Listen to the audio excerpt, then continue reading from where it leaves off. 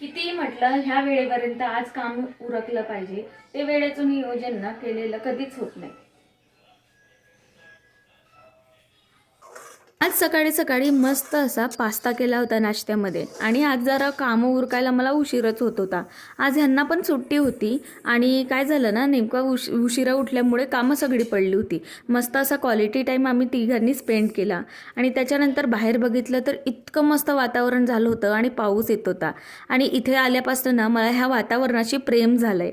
त्याच्यानंतर उशिरा आज जरा उठले होते म्हणून कामं सगळी पडली होती, तर सगळी कामं करायला घेतली, पटापट उरकावी म्हटलं. आणि आईंनी ना मला एक काम सांगितलं होतं. त्यांनी ही कंपनीतून त्यांच्या लिंब आणली होती, आम्हाला लोणचं टाकायचं होतं याचं. त्याच्यामुळे त्यांनी मला सांगितलं होतं की याला धुवून ऊन जर आलं तर वाळत टाक. आता ऊन तर काही दिसत नाही आहे पाऊस असल्यापासून, तर म्हटलं चला आभाळ थोडं उघडलं आहे तर याला बाहेर नेऊन वाळवत टाकावं.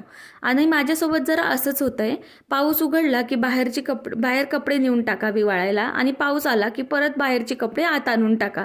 तुमच्यासोबत पण असंच होतं आहे का? मला नक्की कमेंट करून सांगा.